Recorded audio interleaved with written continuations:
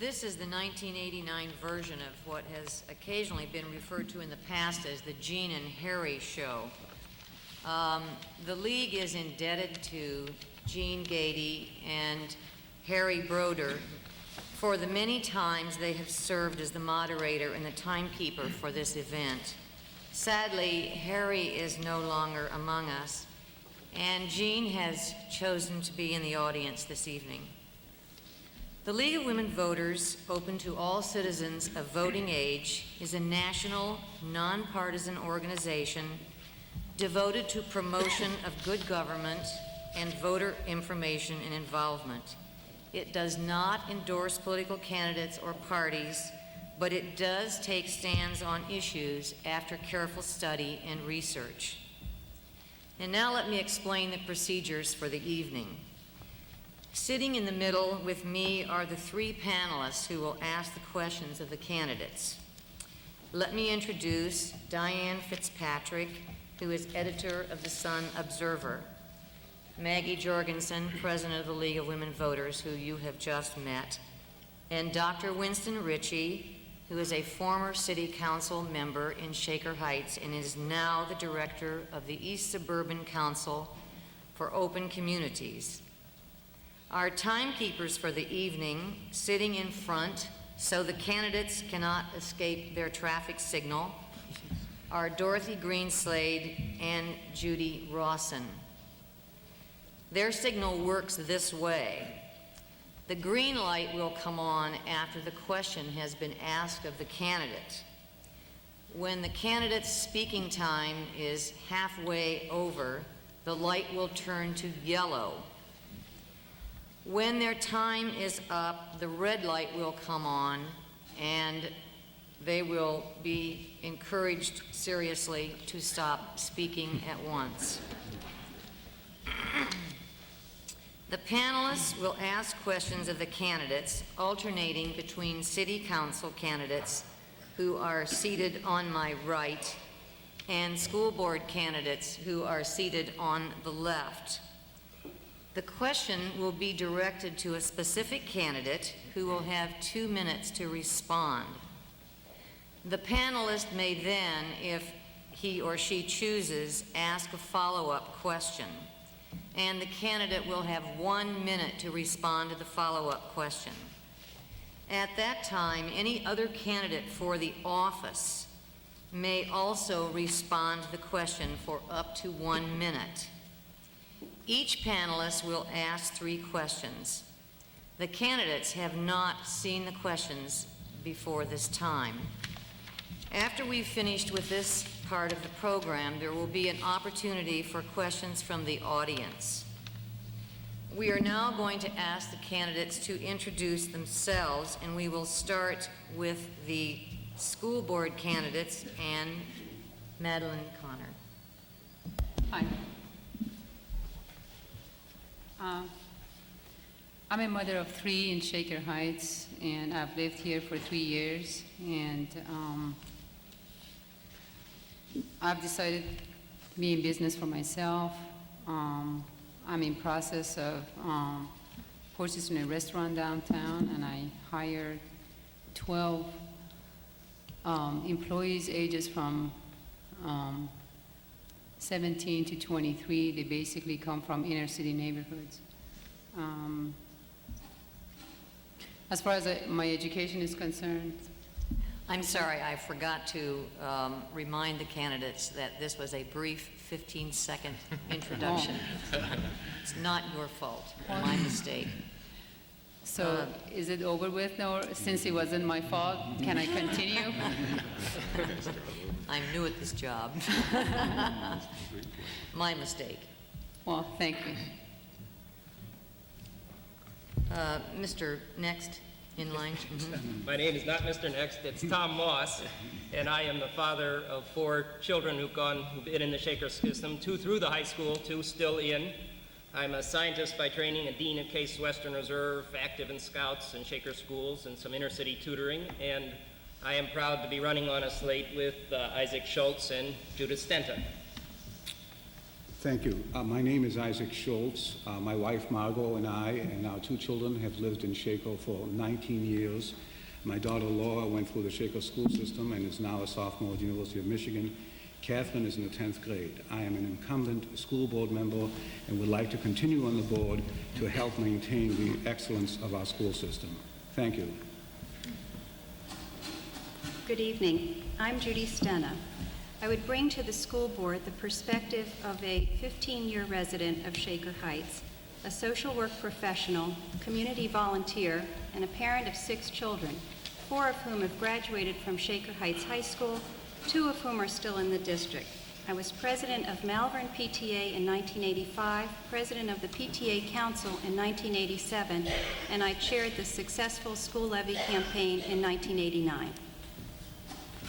And now we will let the city council candidates introduce themselves, and you also have 15 seconds each, starting at the far end of the table. Thank you. Okay, I'm Dave Goss, and I'm running for re-election to the Shaker Heights City Council. I'm a 20-year resident of Shaker Heights and bring to the board, or the council, a background in engineering, economic development, and public sector management. Good evening. I'm Ken Kovach. I'm also a member of City Council, a 19-year resident of the Shaker Heights of the Ludlow community. By profession, I'm a training and organization development consultant specialist. I'm the director of the Volunteer Center Regional Training Center for United Way. My name is Alan Malamed. I'm seeking my 3rd term to City Council. I began service in 1981. I live in the Lomond community and have been a resident of Shaker since 1958. I have a 17-year-old who's a senior at the high school and a 4-month-old who sits home and smiles a lot. My name is Louis G. Robinson. I'm a candidate for City Council. I have a law degree from New England Law School in Boston. I'm a financial analyst, economic developer, and generally now I'm a general contractor. Both of my sons are financial analysts. My oldest son, Bruce, is at Harvard now seeking his MA in Business Administration. I'm Robert Taylor, graduate of the College of Worcester. I've lived in Shaker for 30 years. I'm a professional engineer, consultant in fire technology. I have 3 daughters, all of whom went through Shaker school systems. And my red yellow light's on, more later. Thank you. We will now begin the questioning period, and the first panelist to ask questions of the candidates is Dr. Ritchie. The first question goes to you, Mr. Taylor. If elected, what talents will you bring to the council that differentiate you from the other candidates? I've had approximately 45 years in public affairs on both a national, state, and local basis. I was a former councilman in the city of Bedford. I have over 200 ordinances bearing my name, showing the originality and new concepts that can be put into municipal government. I've worked on many research organizations, many committees I've chaired nationally developing codes and standards. I'm a professional building official, and I think I have the specific unique talents needed for the Imagineering that this city needs during the next 4 to 15 years. I wonder if you could give us maybe a specific example of one of the ordinances that you sponsored. One of the major ordinances that I sponsored was that involving private property, that you must maintain your property in such a manner that it did not detract from your neighbor's value. The ordinance was highly controversial at the time it was passed. It went all the way up to the Ohio Supreme Court and was sustained. As a result of that, the city of Bedford removed many eyesores, structures were removed, people cleaned up their properties, and the city then became a more desirable place to live. You want the others to answer?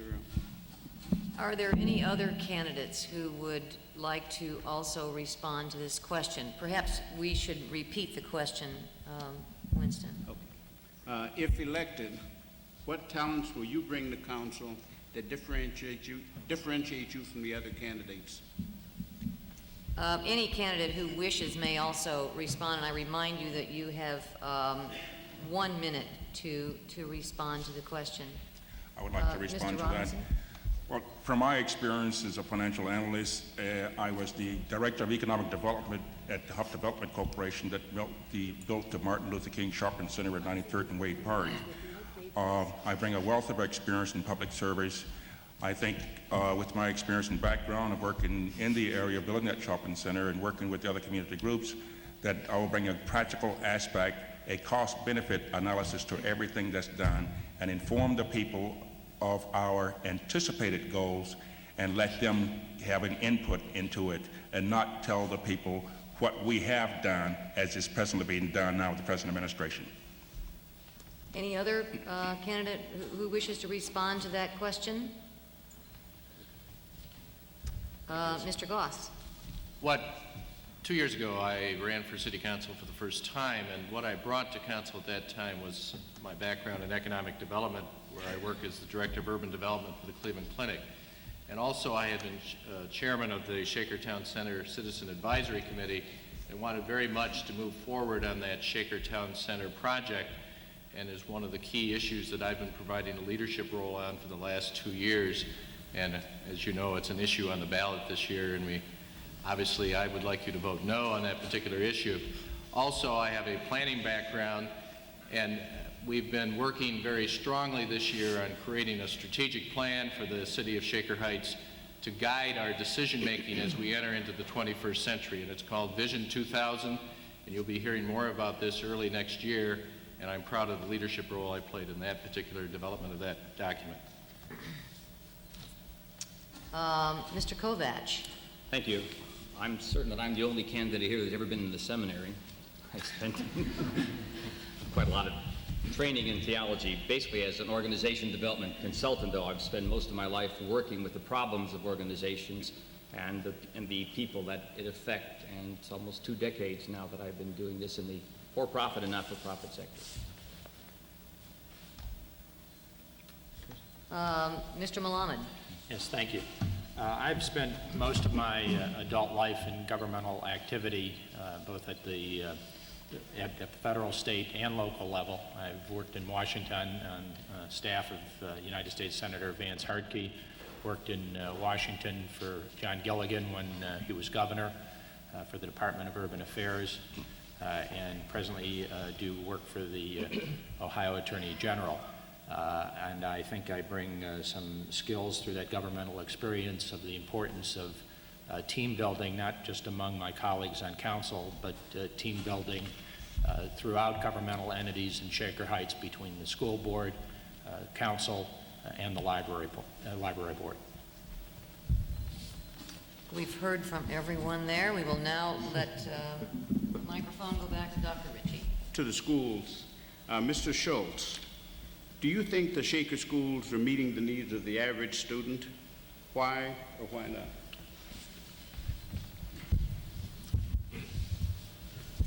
Yes, I do. The Shaker schools pride themselves, if they pride themselves in anything, is in meeting the needs of every individual in the schools, whatever his or her capabilities, background, degree of or lack of nurturing, intellectual or other skills. Our system is designed to deal with and treat every child with a degree that requires every child to challenge himself or herself at the utmost. We do that with average kids as much as we do that with gifted and talented kids and underachieving kids.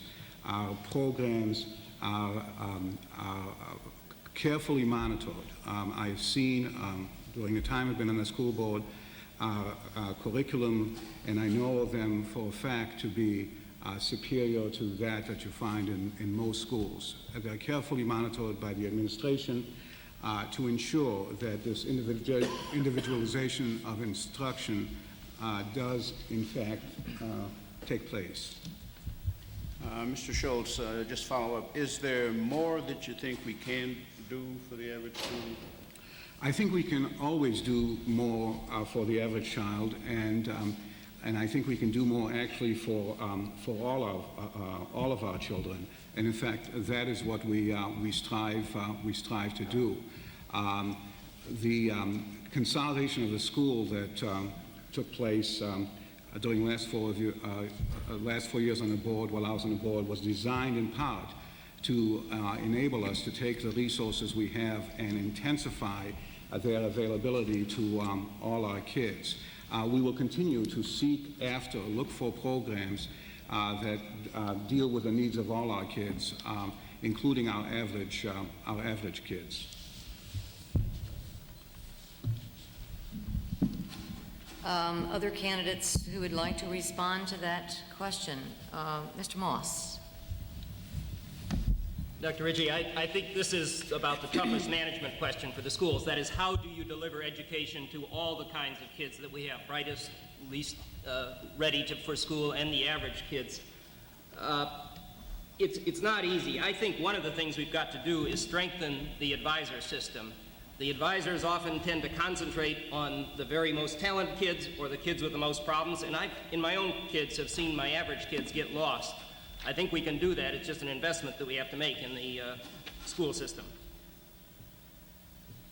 Do we hear from any other candidates on that question? Yes, Yeah. Ms. Connor. Your question was, Dr. Ritchie, needs of average students, have they been met, why and why not? I would divide the students into 3 groups basically, and that's elementary, middle school, and high school.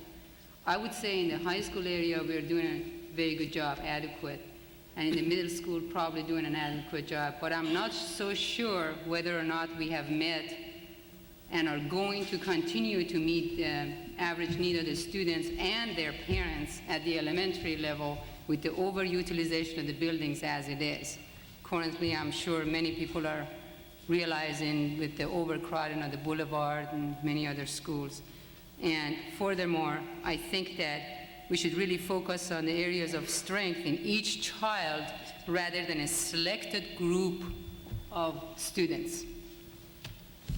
And further, I'd like to add to that, talking about the needs of students, how could we have met the needs of students if our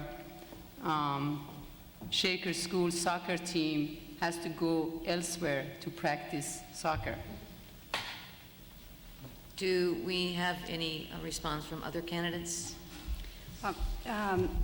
Having had 4 children graduate from the high school in the average curriculum, principally we're taking courses that were considered average, they have all been successful in college. And I think that that's pretty good preparation. If in answer to your question, is there anything more that can be done? Absolutely.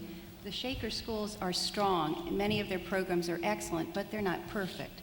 And I think the ongoing job of school board members is to continue to work so that the programs stay at the very top that they can be.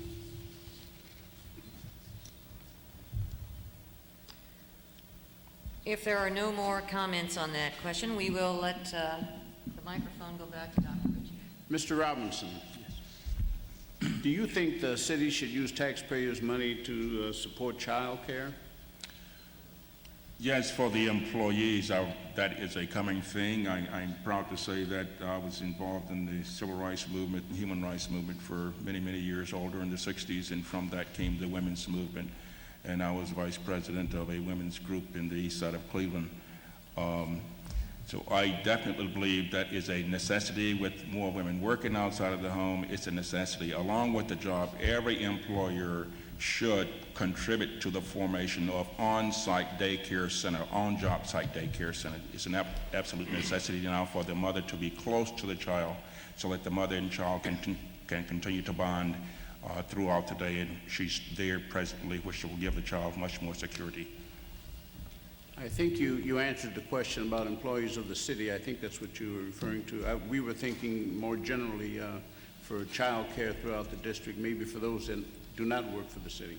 Yes, I agree with the same thing, that when many mothers are on their way to work and leaving Shaker Heights, that the city should join in. After all, we're joining in to spend millions of dollars for a shopping center that we don't need to tear down. Surely we can provide for our young siblings and for mothers that are working in Shaker with the expenses the way they are nowadays. It's absolutely necessary that both parents work. And a child care center should be joined by the city, in fact, started by the city, in fact, subsidized by the city, to help all residents, mothers of Shaker Heights. We will now be happy to have a response from anyone else who is a city council candidate if you choose. Mr. Malamed. In fact, we do use taxpayers' money to support child care. We are presently doing it. We have been doing it. We've been doing it now, I believe we are in our 4th year. We've done it in conjunction first with the schools at Woodbury, and now are doing it by providing facilities at Sussex School, not only for the Shaker Day School program, but for 2 private programs where those programs are being subsidized because of our paying the costs of maintaining that building. It is a critical need in our society today. It is one that is expensive, and one of those challenges that government faces in order to provide the needs of our citizens, recognizing at the same time the high tax burden that they face. Mr. Goss. Yes, I think the real issue, and I support the use of taxpayer dollars because the cost of quality child care today is very high and it's going to have to be subsidized in many ways. I think the real issue, though, is what taxpayer dollar. And it's unfortunate that the state law precludes the Board of Education presently from using some money, because I think really early childhood education should be, the funds for that taxpayer fund should be coming through the school board, not the city. And I think we need to work very hard to change legislation down at the state level to allow that, because I think the city should not necessarily be in the education business when we have a school board, but in the interim, I will support our continued support of providing the necessary funds. Are there other people, Mr. Kovach? I just wanted to add that in terms of the child care program that we have in the city, I think we look at it not just child care as kind of custodial care, but really child development. So what we put together for the recreation department and working with the schools is really a type of program that's an option to people in the community that's on a continuum of services from cradle to grave, so to speak. But I think we've had a hallmark of having an exceptional daycare program that really is in the field of development as opposed to just taking care of children. Mr. Taylor. I disagree. I'm playing grandfather every morning until school time for a 2nd grader who finds that the program at the school which he attends is totally inadequate. The supervision is out of control. The whole program is very expensive for parents who can't afford it, who are working at medium incomes. And I think the entire program needs to be reworked, and I think we also have to work stronger with the state to get a better overall program. Thank you. We will now have a series of questions asked by Diane Fitzpatrick. This question is for school board candidate Judy Stenta. How do you balance the need to be fiscally responsible with the need to provide sufficient benefits and salaries to attract quality staff?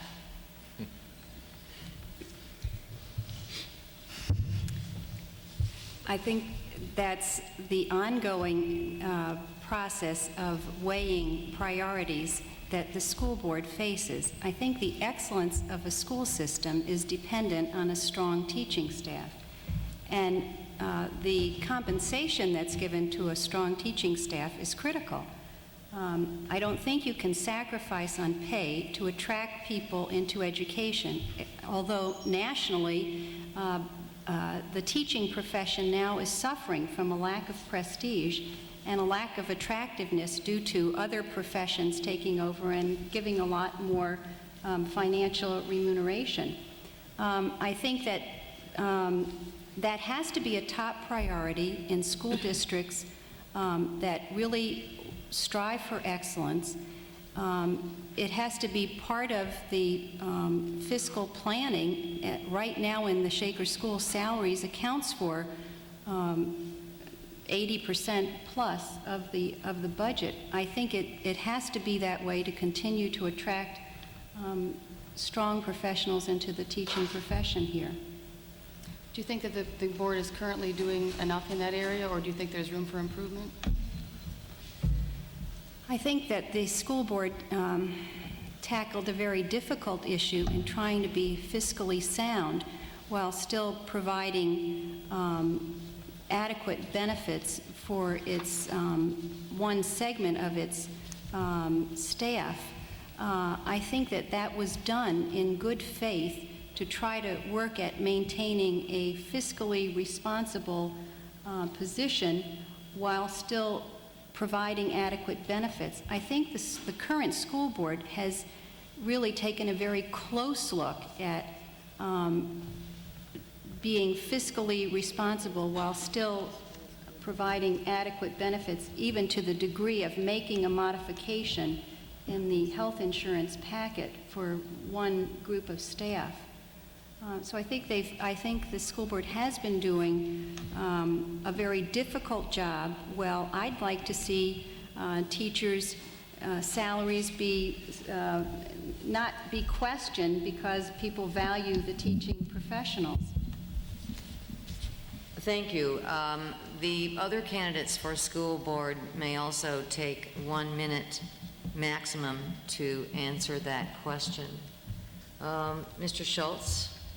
I think everyone knows that teachers are underpaid. They are extremely underpaid. My wife teaches. She works practically every night to prepare for her kids, and she and her colleagues do not get, at least financially, the rewards that they deserve. So that presumptions, at least on the part of the board, have to be in favor of adequate compensation for our faculty. We have a service organization. The quality of the service depends upon the professionalism of the teachers, and the professionalism of the teachers depends in large measure upon how they're treated financially. So when the board makes decisions, it must make a decision in favor of reasonable compensation. Thank you. Mr. Moss?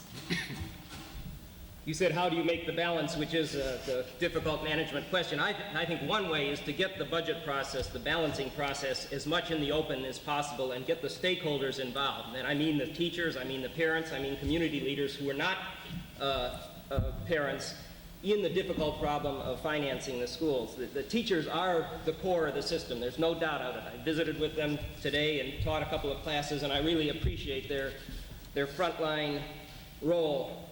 I think one of the ways we can help the teachers and the system is to bring in some community resources, faculty from John Carroll, faculty from Case Western, who would like to spend a little time enriching classes, both at the advanced end and at the kids that are having difficulty learning. That's a resource that is very inexpensive that we can bring into this balance. Ms. Connor? Yeah, I don't believe teachers are underpaid in the city of Shaker Heights. If they were underpaid, we wouldn't have had a waiting list, a long waiting list for people who would love to be teachers in Shaker. And I know a few who are excellent and have been waiting for a few years to become teachers. That's one way of knowing. The other thing I feel that you talked about balancing act, and I think the city of Shaker has done some kind of an act of taking care of finances, and that has resulted in tax increases every 3 years.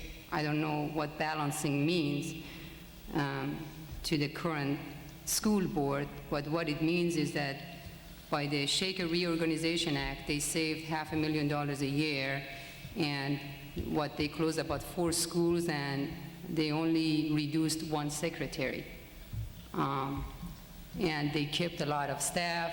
They kept a few principals that are making over $50,000, $60,000 a year. The red light is on, I'm sorry. Okay. Ms. Fitzpatrick will now ask the next question. This is for City Council candidate Alan Melamed. There is some concern that major capital projects have been carried out with funds on hand rather than allowing the voters to speak through a bond issue.